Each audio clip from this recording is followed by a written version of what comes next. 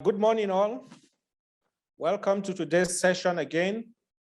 My name is Philip Kigun. I'm a senior research officer with the Nigerian Building and Road Research Institute and a consultant with the United Nations Institute for Economic Development and Planning. I will present and discuss Module 2, Strategic Partnership for Infrastructure Development in Africa. I will start by giving the summary of the course. It goes as this: introduction, historical, Longanization of African Unity here, the African Unity Commission, Tide and Cooperation, African First Partnership, problems with Africa First Partnership, current situation. Main partners of Africa: Partnership Afrique Francide, Partnership Afrique Kingdom, United Kingdom, Partner Afrique Belgium, Partnership Afrique other countries, Europeans, Partner Afrique European Union, Partnership Afrique League of Arab States, Partnership Afrique America, South America, Partnership Afrique United States, Partnership Japan, Partnership South Africa, Partnership BRIC group country, conclusion of partnership with BRIC countries, outlook cooperation with new partners, conclusion. Introduction. The partnership is an expression that comes to us from the Anglo-Saxon tradition. Partnership itself formed from partners. For example, in the United States, the first works on partnership focused on economic and political issues for building infrastructure or providing public services. A brief foray into the literature or the subject quickly becomes aware of the multiplicity of forms that partnership can take. The partnership could therefore be defined as an equitable relationship established between several parties, each having its own mission in order to work in close collaboration to achieve a common objective. This purpose, a clear definition of the roles and responsibilities of the partners, the sharing of a minimum of common values on which the actions will be based, and a benefit obtained by each of the partners in return for their contribution. Historical facts. On October 2nd, 1958, independence from Guinea is proclaimed by its president, Sékou Touré. The country then faces the withdrawal of French funding and must find new economic and industrial partners. Ghana and Guinea, the first independent countries in West Africa, therefore tried to unite in November 1958 to create an economically and politically viable bastion outside European influence. In 1960, 27 African colonies were still subject to European domination, and a number of crises accompanied independence, some confirming the determination of the former colonial powers to do everything possible to defend their interests in their former colonies. Young states and their leaders were called upon to respond to the immense aspiration of peoples long oppressed by colonial domination while managing the inheritance that arises from it, be it borders or economies. Finally, the states had to position themselves in a new world for them, that of inter-African relationships with the former metropolises, but also of the Cold War, then more recently from globalization. This is just a summary of the historical facts for which this concept started upon. The Organization of African Unity. In May 1963, 32 heads of African states achieved independence in Addis Ababa in Ethiopia for the purpose of signing the charter establishing the West African Continental Institution, formed after independence, the Organization of African Unity, OAU. The main objective of this was the remaining vestiges of colonizations and apartheid from the continent to promote unity and solidarity among African states. among African states to coordinate and intensify cooperation for development, to safeguard the sovereignty and territorial integrity of the member states, and to promote international cooperation.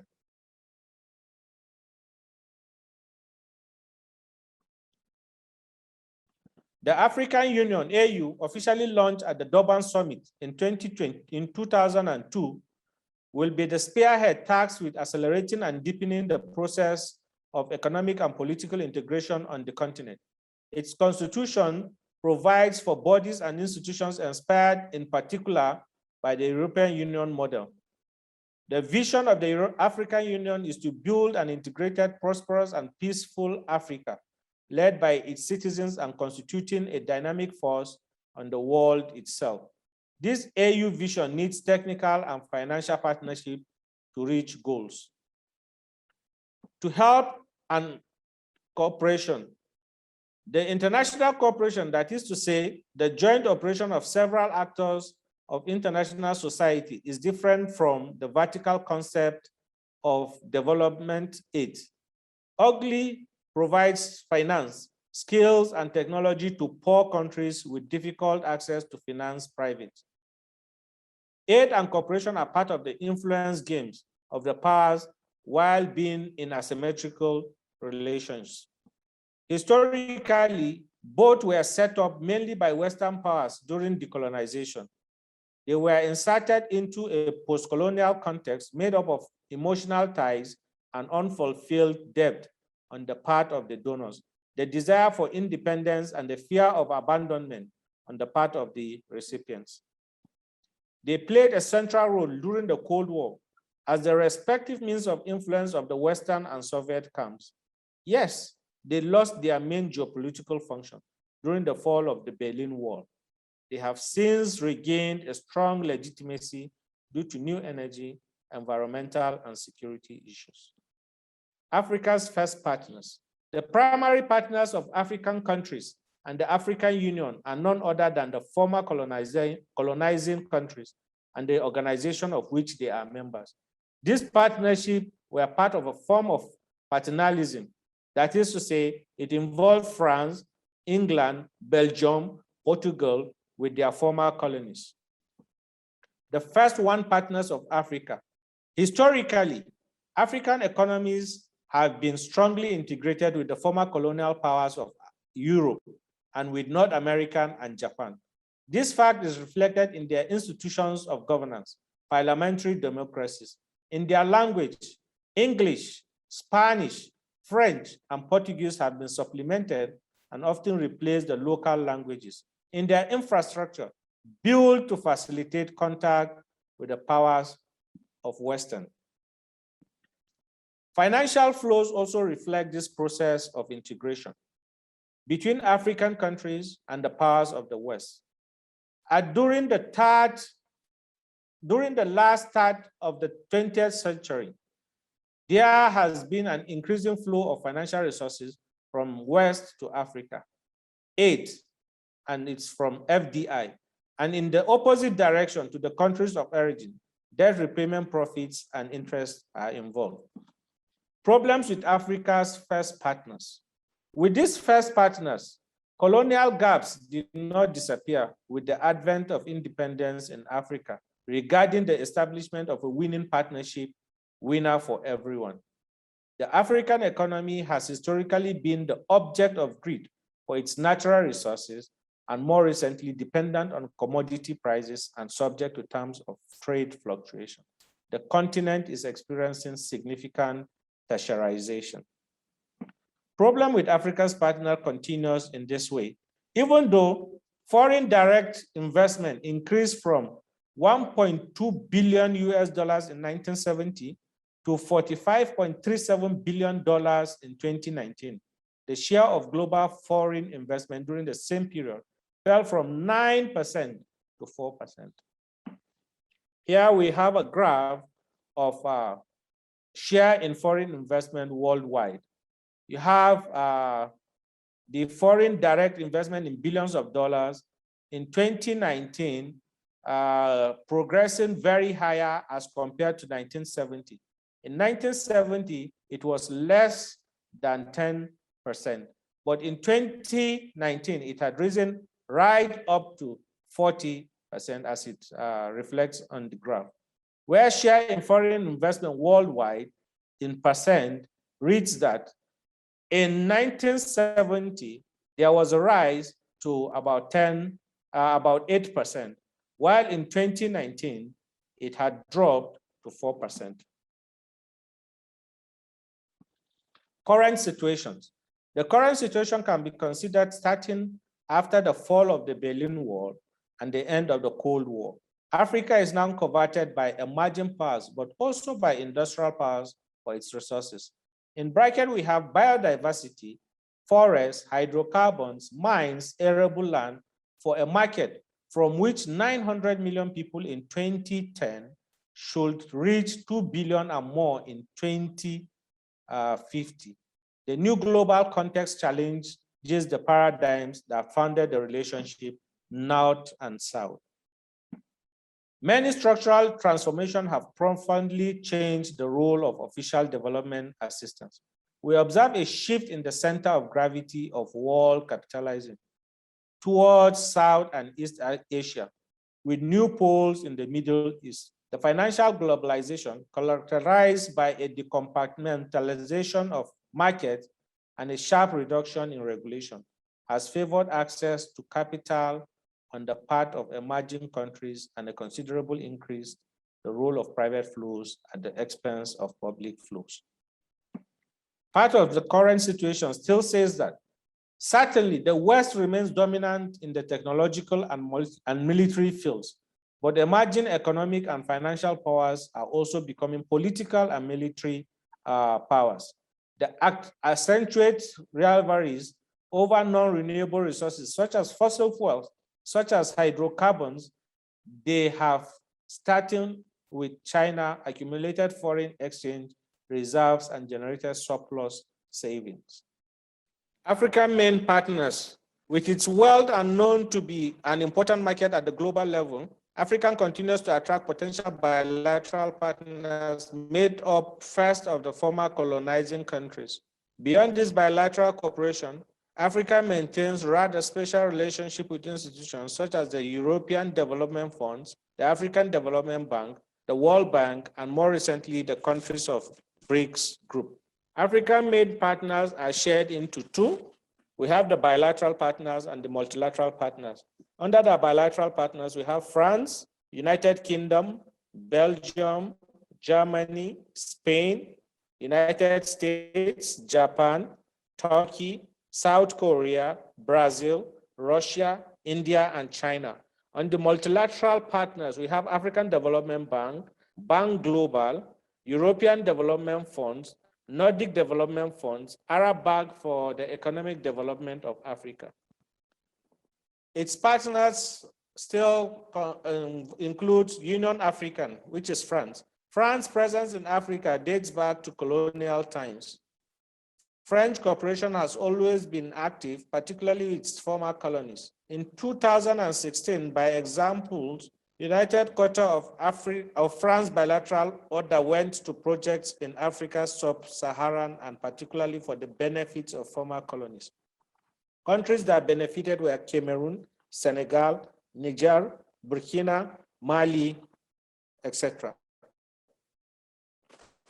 On the other hand, it was not until 2019 that there was a direct summit with the African Union. This cooperation with the African Union is much more focused on peace and security than the development of infrastructure, even if French construction companies have greatly participated in the construction of the first roads, African women in their colonies. France is the first financial support for ARI, with Germany, then the Cube. The African Development Agency has set up a new financing facility, the program Adapt Action, a vast technical support program for the implementation of the contribution of the countries most vulnerable to climate change. With this facility, the AU should include in eligible projects the establishment of an early warning system for resilient infrastructure. Like France, the United Kingdom has maintained much more cooperation with its former colonies than with the African Union. It was not until 2019 that a strategic partnership agreement was signed. The first funding under this partnership was to serve to train peacekeepers in Kenya, facilitate the folding of free and fair elections, and support the next phase of negotiations on the African Continental Free Trade Area. Since the announcement of its exit from the European Union, the British government has stepped up cooperation plans with several countries, African, and announced its intention to make the United Kingdom the first investor of the G7 countries in Africa in the near future. Having supported the negotiation phases of the African Continental Free Trade Agreement, it is more than reasonable and logical that it could finance infrastructure development projects to better support it. Belgian Development Corporation has most often been slow to adapt new methods and instruments that emerge in the world of cooperation. On the other hand, it is one of the rare countries that have given a framework to its cooperation by law passed by the parliament. The Belgian Corporation has always paid close attention to the countries of Central Africa, more specifically to its former colony of Congo and the former trust territories of Rwanda and Burundi. Outside from France, the United Kingdom and Belgium, former colonizers, the other countries, Europeans, have only timely cooperated with Africa. They did not start to cooperate with African countries and the African Union Commission until after the fall of the Berlin Wall. This cooperation is also done good of bilateral point of view. Example of GIZ and multilateral point of view. Example of the Nordic Development Fund on specific themes. The Nordic Fund, for example, is much more active on projects concerning climate change and water problems. For example, the 7.5 million euro subsidy for water in the Sahel and the eastern part of the continental and support in association with the United Nations for a climate resilient mechanism. While GIZ finances much more the training of young people, the promotion of their employment, the integration of return migrants, the promotion of export activities, among others. For its part, the Spanish Fund in support of the Agency of the New Partnership for the Development of Africa, NEPAD, and the Economic Community of West African States, ECOWAS, subsidized, among others, rural women in West Africa as part of the project, Nursery for the Women Entrepreneurs of West Africa, BAWE. This nursery supports the initiatives of African rural women entrepreneurs operating mainly in the field of agriculture. It remains clear that the first European partners of African states and of the Organization of African Unity, OAU, then of the Mission of the African Union, are none other than the former colonizers who considered Africa as their property to draw all they needed of raw materials, minerals, etc. The partnership, African Union to European Union. The AU-EU partnership date before independence, the creation of the European Development Fund Treaty of Rome in 1957, provides for the granting of financing and technical assistance to countries still colonized by the will of France and the United Kingdom. In this context, several countries after independence and the signing of the Yaoundé Convention were able to benefit from funding through the various EDF programs. International aid and cooperation agreements, euphoria of the 1960s and 1970s, those of unconditional aid and easy credit. For example, the French cooperation is an example of international aid and cooperation agreements. The budget of the European Development Funds is increased to 3 billion over 5 years. And this multilateral public aid can be added to the bilateral aid provided by each member states and loans from the European Investment Bank. The 1957 Treaty of Rome foresees the creation of the EIB for the granting of technical and financial assistance, initially to African countries, still colonized at that time and with which certain states had historical links. Since the conclusion of the first partnership agreement in 1964, the cycle of the EDFs generally follow those of the partnership agreement or conventions. To date, there have been 11. First FED is 1959 to 1964. Second FED is 1964 to 1970, convention in Yaoundé, the first.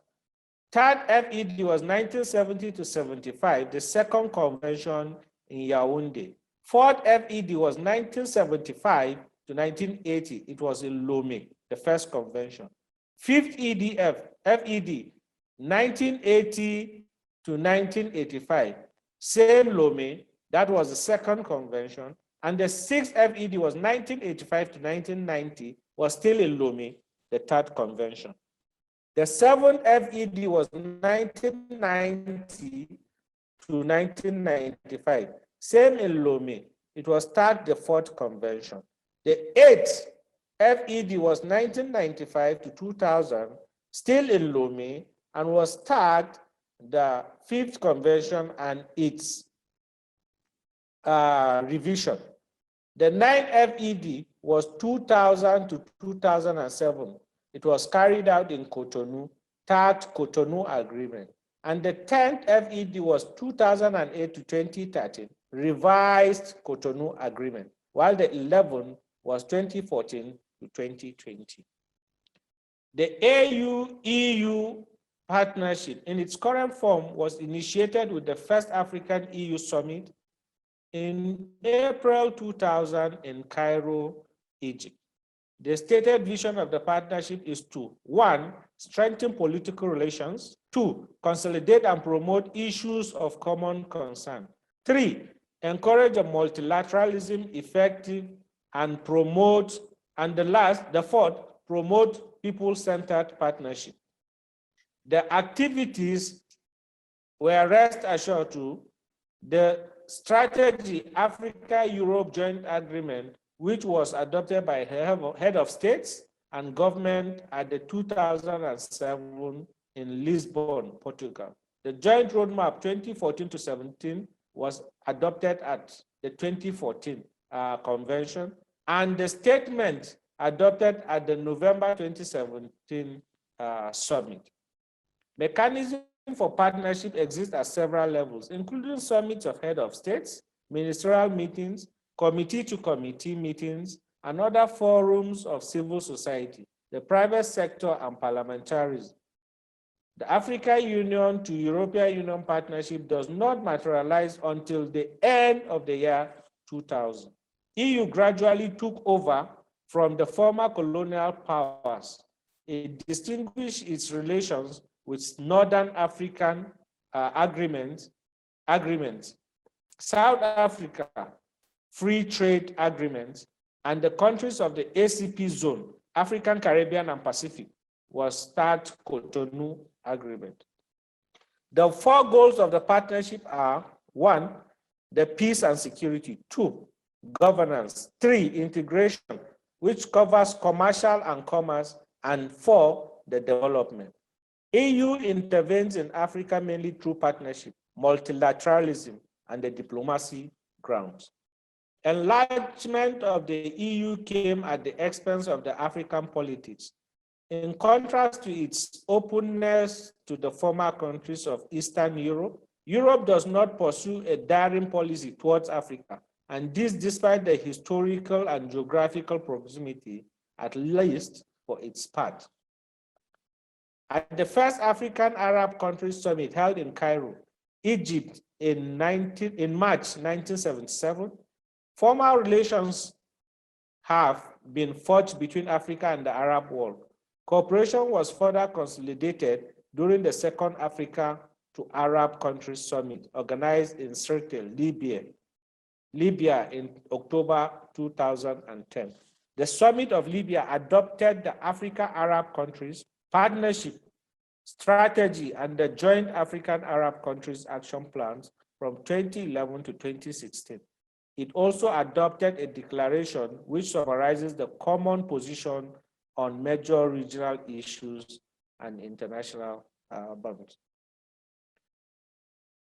African Union to League of Arab States, still on partnership. The partnership strategy highlights four main areas of cooperation, which include political, economic, commercial, and financial, agriculture and food security, and the socio-cultural aspect. The Joint Action Plan translates the strategy into concrete programs. It is also developing mechanisms for monitoring implementation, which include the Africa to Arab Countries Summit, the Joint African-Arab Council of Foreign Ministers, and the Coordination Committee on Africa-Arab Partnership at ministerial and senior levels. The partnership of the African Union with the League of Arab States is described through the cooperation between the League and African states. This cooperation is concretized with the creation of the Arab Bank for the Economic Development of Africa. The Arab Bank for Economic Development in Africa, BADE, was created in accordance with the resolution of the 6th Arab Summit Conference held in Algiers on November 28, 1973. It began its activities in March 1975. The BADE is a financial institution funded by member states of the League of Arab States. Signatories of the agreement on its creation on February 18, 1974, this is an autonomous international institution endowed with full legal and international personality and administrative and financial autonomy. It is governed by the provision of the founding agreement and by the principles of international law. BADE aims to contribute to the development of Arab-African economic, financial, and technical cooperation, thus realizing Arab-African solidarity based on quality and friendship. To this end, the BADE is responsible for, 1, to contribute to the financing of economic development in African countries, 2, encourage the participation of Arab capital in African economic development, and 3, contribute to the provision of technical assistance necessary for the development of Africa. The projects financed by BADE are of national importance for the beneficiary countries and form part of the economic development plans. In some cases, these projects are regional in nature and benefit several African countries at the same time, thus promoting economic integration between them. The first African South American ASCOF Summit was held in November 2006 in Abuja, Nigeria. The forum mandate is to facilitate the development of trade and industry in 2 regions, which in particular involved by sharing good practices in priority thematic areas. The summit is also a forum for dialogue on peace and security, democracy, governance, and social justice. The essential structure of the ASA forum include a coordinating group and an ad hoc committee involving senior officials and executives with ministerial meetings and conferences. The AU Commission and the United States signed a memorandum of understanding in 2013, which formalizes cooperation on issues including peace and security, democracy and governance, economic growth, trade and investment, and promotion of opportunities and development. Dialogues involve high-level annual or organized annually. These dialogues aim to discuss and agree on the implementation of flagship projects. It is also necessary to underline the strong financial and technical contribution of the team from USAID, West Africa, Trade Hub in charge of transport as part of the feasibility study of the West African Transport and Facilitation Observatory. Tokyo International Conference for African Development, TICAD. The TICAD was formalized in 1993 at the initiative of the Japanese government. The aim is to promote high-level dialogue and mobilize support for development initiatives. The AU Commission became an integral party of the TICAD process in 2010. Tokyo International Conference for African Development, TICAD. Each TICAD summit approves declaration and plan of action. The TICAD process involves 5 stakeholders called co-organizers: the government of Japan, the AU Commission, the United Nations Office of the Special Advisor on Africa, UNOSA, the United Nations Program for the Development, and the World Bank.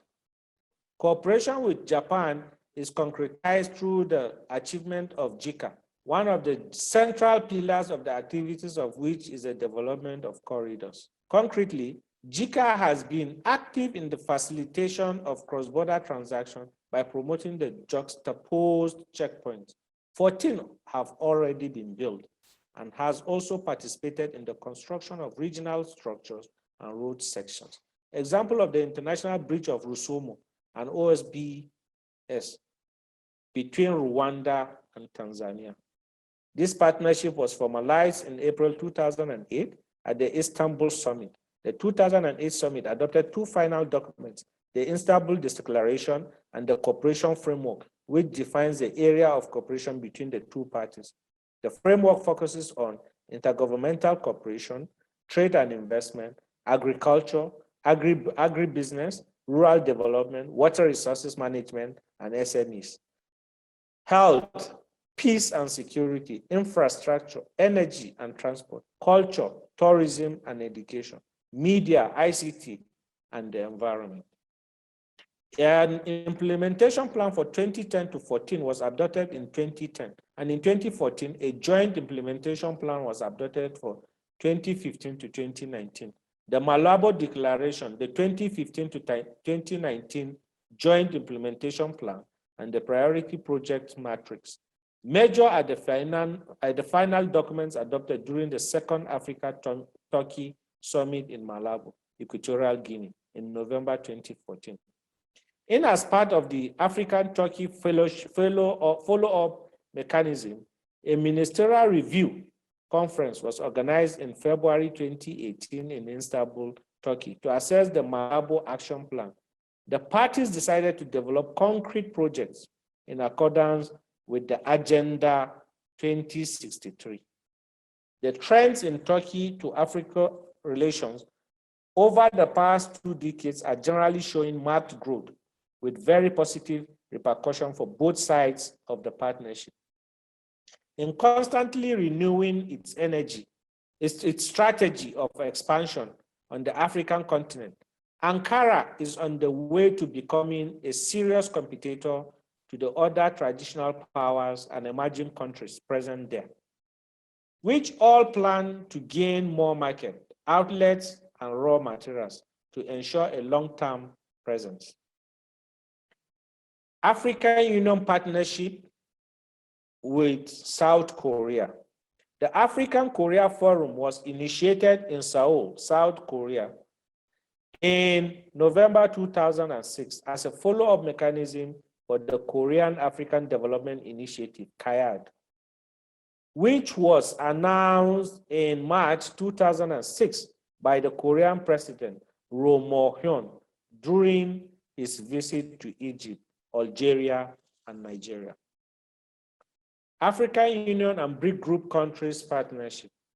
In the prospective framework, geostrategic on the horizon of the near future, the Strategic Affairs Delegation, DAS, of the Ministry of Armies, France, and had identified major trends that were to constitute the backdrop of the Vision Global Foresight, in quote.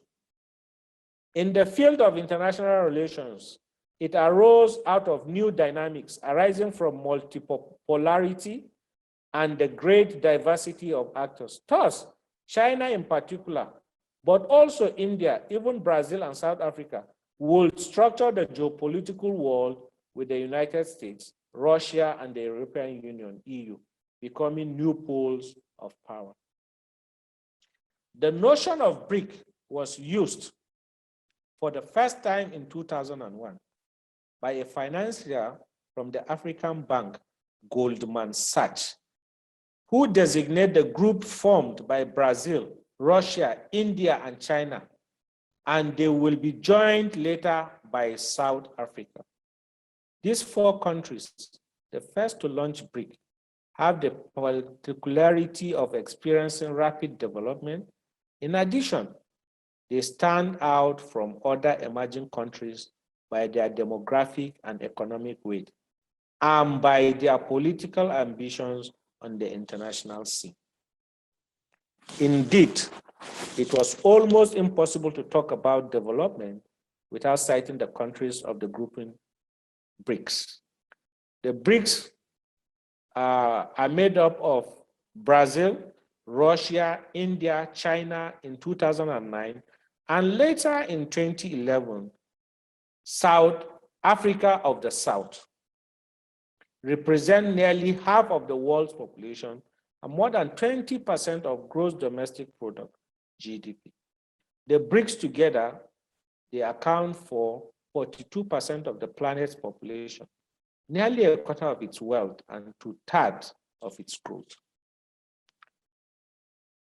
In the current context of globalization and the emergence of new powers, we have noted at the turn of 20th century a reversal of the terms of trade in favor of African growth and a growing appetite in emerging countries for natural mining and petroleum resources, and even for African arable land. After the sad legacy of more than 3 countries of the slave trade, we saw the forced displacement of more than 4 million Africans to the former Portuguese colonial lands of South America, then to independent and monocolonial Brazil during the 19th century. The exchanges between Brazil and Africa had become scarce during the first half of the 20th century. They were established after the first wave of African independence from the beginning of the 1960s and experienced a certain continuity and gradual intensification until the mid-1980s. By 1985, trade between Brazil and Africa had reached $3.3 billion. And the following year, the country had 22 embassies on the continent. This is referred to Hudson, 1997. This period marks the culmination of diplomatic and economic activity between the two regions, which was only to be reached again and then largely exceeded from the government of President Lula almost 2 decades later.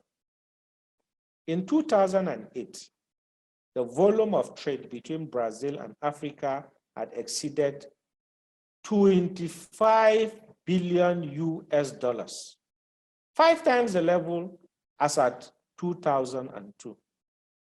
Yes, Africa was one state. It will be considered as Brazil's 4th largest trading partner after China, the United States, and Argentina. Trade with Africa now represents 7.1% of total Brazil trade, 2 percentage points more than in 2003. Since 1989, fall of the Berlin Wall and end of the Cold War, relationships between Africa and Russia were reduced. A renewal has appeared since 2005 for both energy that involve gas and nuclear energy, and geopolitical interest in a game of balancing a multipolar world and competition with China. The main links concern Egypt and South Africa, but also Namibia, which has uranium, Angola, which has diamond and oil, and Nigeria, which has gas. The first Russia-African summit in Sochi, the in Sochi was done in October 23rd and 24th, 2019, and had four main objectives to officially mark Moscow's return to the African continent. Today, it is clear that we cannot strictly, speaking of a return to the African continent, Russia is lagging behind. This abrupt departure and decade of absence have left their marks. Since independence in 1947, India has always maintained close relationship with the countries of East Africa, such as Kenya, Uganda, and Tanzania, where strong communities are involved. This is to talk about the partnership with India now. But by the end of the 1960s, India's influence in Africa waned. The non-aligned movement is crippled by ideological quarrels. Africa then became a place of confrontation between the West, the Soviet Union, and China, from which India is gradually being pushed aside. Nowadays, its influence extends to the whole continent and particularly West Africa. The agreement, African-India Agreement. This program was launched by the Leaders Summit in April 2008 in New Delhi, India. The Mountain Peak had adopted two documents, the Delhi Declaration and an African-Indian Cooperation Framework. It is only in the third frame, Africa to India cooperation, that the cooperation in the areas of questions of energy and infrastructure was expressly mentioned.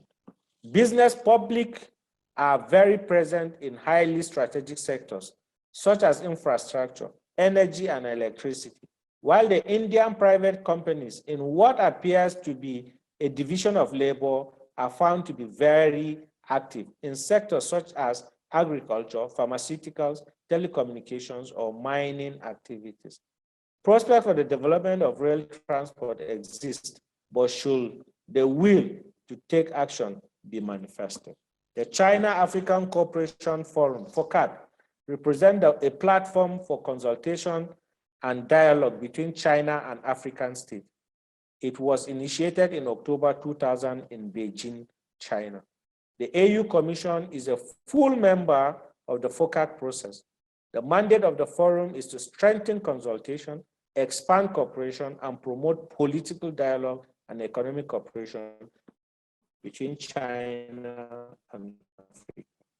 The rail sector has been one of the first sectors of Chinese investment in Africa. In the 70s, the construction of the Tanzania to Zambia railway line, Tanzam, symbolized the first step in China's contribution to the development aid in Africa. The African government desired to promote infrastructure development, coinciding with the growing presence of Chinese companies, will very quickly promote the involvement in infrastructure development projects in Africa.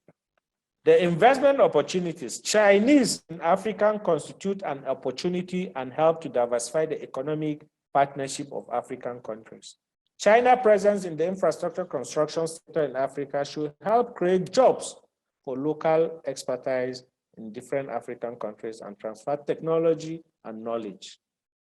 Since the summer, this is bringing us to the conclusion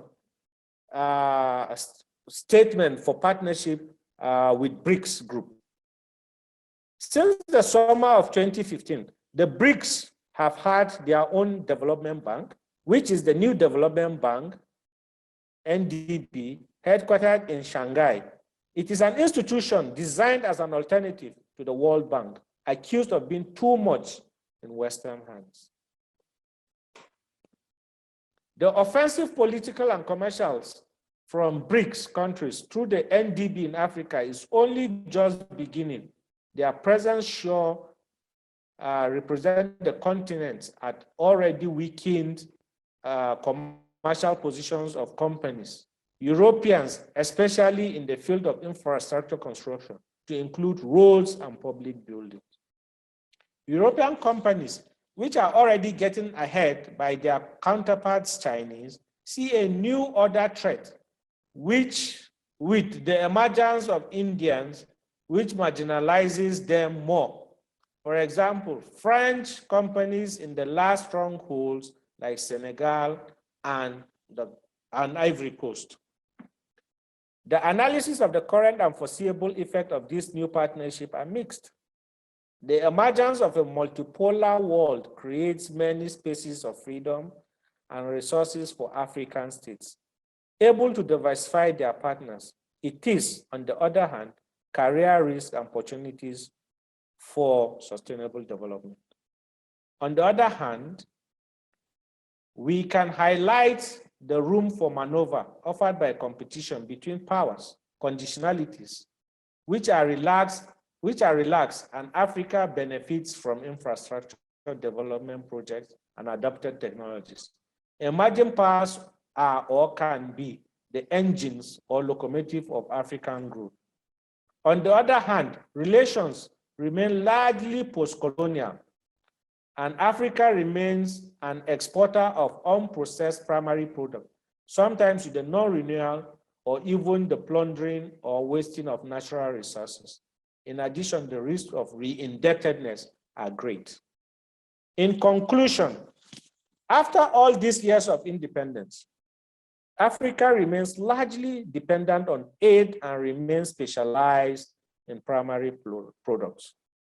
The global context, on the other hand, has changed profoundly, and Africa has greatly diversified its partners. The new one issue with its new partners are plural. The stake is political. Questions of good governance arises, and respect for human rights and social and environmental standards have become a very utmost priority. They run the risk of being called into question by the arrival of new partners who pay little attention to these priorities, and by the role of this unfair competition justifying a return to old practice. The challenge here is economical. The question remains to know whether there will be transfers of adopted technologies and relocation of productive units in Africa.